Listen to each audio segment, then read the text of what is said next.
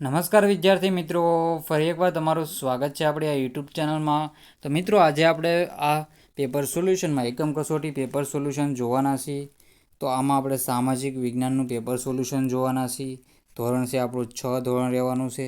તારીખ છે 14/9/2024 રોજ જે પેપર લેવા છે તેનું આપણે સંપૂર્ણ સોલ્યુશન આપણે આ વિડીયોમાં જોવાના છીએ. સમય રહેશે 1 કલાક અને કુલ ગુણ રહેશે 25. તો તમારે પૂરેપૂરું પેપર સોલ્યુશન જોવાનું રહેશે અને આઈએમપી પેપર છે મિત્રો. અને જો તમારે એની પીડીએફ જોતી તો આપણી ટેલિગ્રામ ચેનલ અને આપણી વોટ્સઅપ ચેનલ વન એજ્યુકેશન ગુજરાતને જોઈન કરી લેજો. તેમાં તમને ફોટા અને પીડીએફ મળી જશે. તો બંનેની આપણે જોઈએ તો વન એજ્યુકેશન ગુજરાત સર્ચ કરીને મેળવી લેજો. અને ચેનલમાં ન હોય તો ચેનલને સબસ્ક્રાઈબ કરવાનું ભૂલતા નહીં. તો મિત્રો, આપણે પેપર સોલ્યુશન હવે શરૂ કરી દઈએ. તો વિભાગ એ હશે, નીચે આપેલા પ્રશ્નોમાં યોગ્ય વિકલ્પ આપીને જવાબ લખો. પ્રાચીન સમયમાં માનવી શેના પર લખાણ કરતો હતો? તો પ્રાચીન સમયમાં માનવી છે શેના પર લખાણ કરતો હતો? તેમાં આપણો જવાબ આવશે સી, ભુર્જ વૃક્ષની આંતરસાલ ઉપર લખાણ કરતો હતો. કેના પર લખાણ કરતો હતો? ભુર્જ વૃક્ષની આંતરસાલ ઉપર લખાણ કરતો હતો. નીચેના પૈકી કયો પ્રાચીન ઇતિહાસ જાણવા માટેનો સ્ત્રોત નથી? તેમાં અભિલેખો સ્ત્રોત છે, તામ્રપત્રો સ્ત્રોત છે, ભોજપત્રો સ્ત્રોત છે, જ્યારે વાહનો છે એના સ્ત્રોત નથી. તો આપણો જવાબ રહેશે ડી, વાહનો જવાબ આવશે. કયા શાસકના શિલાલેખો ખૂબ જ જાણીતા છે? તો અશોકના છે, સમ્રાટ અશોકના શિલાલેખ છે ખૂબ જાણીતા છે. પછી છે આગળનો ક્વેશ્ચન, મધ્યપ્રદેશમાં આદિમાનવોના વસવાટ માટેનું કયું સ્થળ મળી આવ્યું છે? તો મધ્યપ્રદેશમાં ભીમબેટકા મળી આવ્યું છે. કયું સ્થળ મળી આવ્યું છે? ભીમબેટકા મળી આવેલું છે. તો જવાબ રહેશે ભીમબેટકા. ભીમબેટકાની ગુફાઓ છે એમાં જે આપણે ચિત્રો મળી આવેલા છે. માનવીના સ્થાયી જીવનનો પ્રથમ સાથીદાર કોણ હતો? તો સ્થાયી જીવનનો પ્રથમ સાથીદાર શ્રી કૂતરો હતો. કોણ હતો? કૂતરો હતો. પછી આગળના ક્વેશ્ચન છે, 6 નંબરનો ક્વેશ્ચન છે, સૂર્યનું ગુરુત્વાકર્ષણ બળ પૃથ્વી કરતાં કેટલા ગણું વધારે છે? તો સૂર્યનું ગુરુત્વાકર્ષણ બળ પૃથ્વી કરતાં કેટલા ગણું વધારે છે? તો 28 ગણું વધારે છે. તો સૂર્યનું ગુરુત્વાકર્ષણ બળ પૃથ્વી કરતાં 28 ગણું વધારે છે. સૂર્યના પ્રકાશને ધરતી પર પહોંચતા કેટલો સમય લાગે છે? તો સૂર્યના પ્રકાશને ધરતી પર પહોંચતા 8.25 મિનિટનો સમય લાગે છે. કેટલો સમય લાગે છે? 8.25 મિનિટનો સમય લાગે છે. તો સાહિત્યનો જવાબ આવી રીતે ટીક કરી લેવાનો રહેશે તમારે. સૌર પરિવારમાં સૌથી ચમકતો ગ્રહ કયો છે? તો સૌર પરિવારમાં સૌથી ચમકતો ગ્રહ શુક્ર છે. સિંધુ ખીણ સભ્યતાના અવશેષો સૌપ્રથમ કયા સ્થળેથી મળી આવ્યા? તો હડપ્પા નામના સ્થળેથી મળી આવ્યા હતા. હડપ્પા કઈ નદીના કિનારે? રાવી નદીના કિનારે આવેલું છે. અને શું આપણે જોઈએ હડપ્પા ક્યાં આવેલું છે? હડપ્પા આવેલું છે અત્યારે તો પાકિસ્તાનમાં છે. ક્યાં આવે છે? પાકિસ્તાનમાં છે. અને રખાલદાસ બેનર્જી કે દયારામ સહાની? તો મિત્રો, દયારામ સહાની દ્વારા અહીં શોધ કરવામાં આવી હતી. આપણે જોઈએ તો શોધ કરવામાં આવી હતી. તો મિત્રો, સાહિત્ય જોઈ લેવું. હડપ્પીય સભ્યતાનું કૃષિ ક્રાંતિનું મથક છે કાલીબંગાન છે, રાજસ્થાનમાં આવેલું છે. ક્યાં આવેલું છે? રાજસ્થાનમાં આવેલું છે. તો આવી રીતે જવાબ તમારે ટીક કરી લેવાના રહેશે. તો અહીંયા વિકલ્પોવાળા ક્વેશ્ચન પૂરા કરીએ. તો મિત્રો, હવે તમને મારા બીજા યુટ્યુબ ચેનલ વિશેની માહિતી આપી દઉં. તો મિત્રો, આપણે આ બીજી યુટ્યુબ ચેનલ છે હરીબારીયા યુટ્યુબ ચેનલનું નામ છે. તો આ ચેનલને પણ તમારે સબસ્ક્રાઈબ કરી લેવાની છે અને બેલ આઇકન દબાવી લેવાની છે. આપણે આમાં વ્લોગ્સના વિડીયો મૂકીએ છીએ, આમાં ડેઇલી વ્લોગ્સ મૂકીએ છીએ. તો આ ચેનલને પણ તમારે સબસ્ક્રાઈબ કરવાનું ભૂલવાનું નથી. અકોડા લેક ભાવનગરનો આપણે જોઈએ તો વ્લોગ મૂકેલો છે. તો આ વ્લોગને પણ તમારા સાથે જોઈ લેવાના રહેશે મિત્રો. જો ગમે તો ચેનલને સબસ્ક્રાઈબ પણ કરી દેજો. તો મિત્રો, ફરીથી આપણે વિડીયોમાં આગળ વધી જઈએ. તો જોઈએ તો આગળનો ક્વેશ્ચન, યોગ્ય શબ્દો વડે નીચેના વિધાનો ખાલી જગ્યાઓ પૂરો. શ્રી મહાવીર જૈન આરાધના કેન્દ્ર ગાંધીનગર જિલ્લામાં ક્યાં આવેલું છે? તો ક્યાં? કોબા ખાતે આવેલું છે. પછી છે વરસાદ અને જંગલી પ્રાણીના રક્ષણ મેળવવા માટે પ્રાણીથી રક્ષણ મેળવવા આદિમાનવ ગુફામાં રહેતો હતો. કેવી ગુફામાં? પ્રાકૃતિક ગુફામાં રહેતો હતો. કેવી? પ્રાકૃતિક ગુફામાં, એટલે કે કુદરતી રીતે બનેલી ગુફામાં રહેતો હતો. આદિમાનવો ઝાડના થડ અને તેના ઝાડા લાકડામાંથી બનાવતા. તો ચક્ર બનાવતા. તો ચક્ર પૈડું.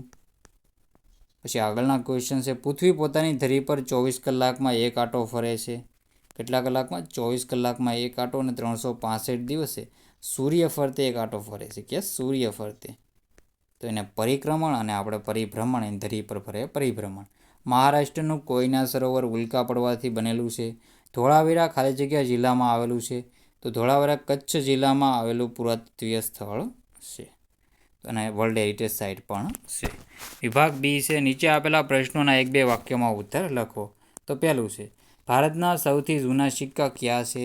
તો ભારતના સૌથી જૂના સિક્કા છે ભારતમાં ઈસવીસન પૂર્વે 5મી સદીના પંચમાર્કના સિક્કા સૌથી જૂના સિક્કા છે.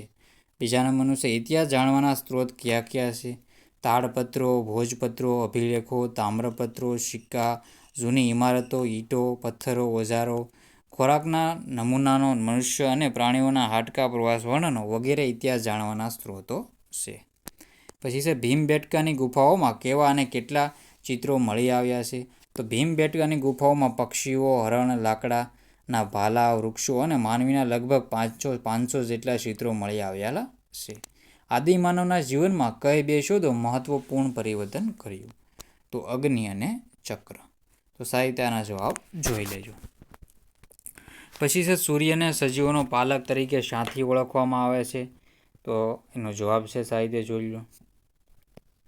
ચેનલમાં નવા હોય તો ચેનલને સબસ્ક્રાઈબ કરવાનું ભૂલતા નહીં. નીચે આપેલા પ્રશ્નોના ઉત્તર 3-4 વાક્યમાં લખો.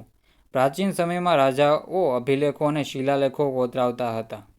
તેનો જવાબ છે, પ્રાચીન સમયમાં રાજાઓ પોતાના આદેશો શિલાલેખો કે અભિલેખો પર કોતરાવી પ્રજા સાથે સંવાદ કરતા હતા. તેઓ તેમના વિજય, ધર્મ, સંસ્કૃતિની માહિતી અભિલેખો પર અંકિત કરાવતા હતા. વળી શિલાલેખો કે અભિલેખો પર લખાયેલા લખાણો લાંબા સમય સુધી ટકી રહેતા હતા. આથી પ્રાચીન સમયમાં રાજાઓ અભિલેખો કે શિલાલેખો કોતરાવતા હતા. એક પુરાતન સ્થળ તરીકે ભીમબેટકાનો પરિચય આપો.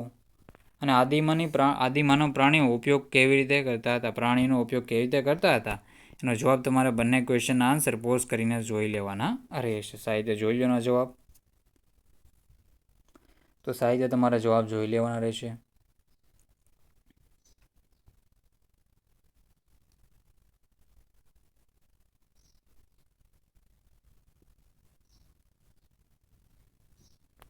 પછી આપણે આગળના ક્વેશ્ચન જોઈ લઈએ.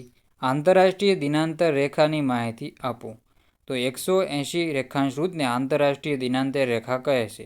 180 રેખાંશ વૃત્ત માત્ર એક જ છે. આ વૃત્તને ઓળંગીને પૂર્વથી પશ્ચિમ તરફ જતા તારીખ અને વાર એક જ દિવસ આગળ કરવા પડે છે. એ જ રીતે આ વૃત્તને ઓળંગીને પશ્ચિમથી પૂર્વ તરફ જતા તારીખ અને વાર એક દિવસ ઓછા કરવા પડે છે. આમ 180 રેખાંશ વૃત્ત ઓળંગતા તારીખ અને વાર બદલાય છે. હડપ્પીય સભ્યતાના નગરના રસ્તાઓ પરિચય આપો. તો હડપ્પીય સભ્યતાના નગરના રસ્તાઓ સગવડતાવાળા હતા. શહેરના મુખ્ય 2 રાજમાર્ગમાં એક ઉત્તરથી દક્ષિણ અને બીજો પૂર્વથી પશ્ચિમ જાય છે. અહીં મુખ્ય માર્ગોની સમાંતરે શેરીઓ આવેલી હતી. રસ્તાઓ એકબીજાને કાટખૂણે મળતા હતા. આખું નગર ચોરસ અને લંબચોરસ વિભાગમાં વહેંચાઈ જાય છે. તો સાહિત્ય આનો જવાબ જોઈ લેવો. અને રાત્રિ પ્રકાશ માટે વ્યવસ્થા કરવામાં પણ આવેલી હતી. આપણો દેશ કયા કારણે વિવિધતાવાળો દેશ બન્યો? એનો જવાબ જોઈ લેજો. પછી વિભાગ સી છે, નીચે આપેલા પ્રશ્નના ઉત્તર સવિસ્તાર લખો. આપણા દેશનું નામ ઇન્ડિયા અને ભારત કેવી રીતે પડ્યું? તો આપણે સાહિત્ય જોઈ લો. તમે પોઝ કરીને વાંચી લેજો. તો સાહિત્ય જોઈ લો. ઈરાનીઓ સિંધુ નદીને હિન્ડોસ અને ગ્રીસના લોકો ઇન્ડસ કહેતા.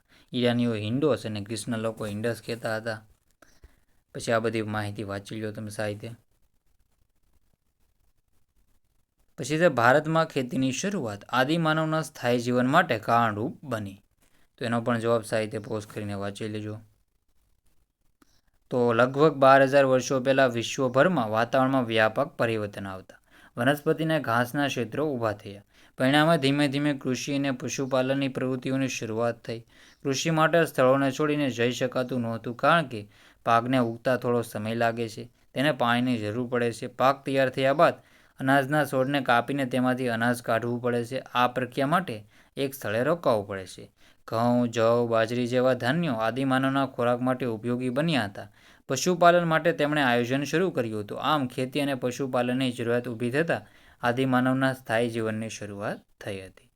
પૃથ્વી અથવા પૃથ્વીનો પરિચય આપો. તો પૃથ્વીનો પરિચય તમારા સાહિત્ય મિત્રો પોઝ કરીને વાંચી લેજો. પુસ્તકમાંથી મળી જશે. સૂર્યથી 15 કરોડ કિમી દૂર છે. 9 ગ્રહોમાંનું એક છે. 13 લાખ ગણું નાનું છે મિત્રો. એ બધી માહિતી વાંચી લેજો.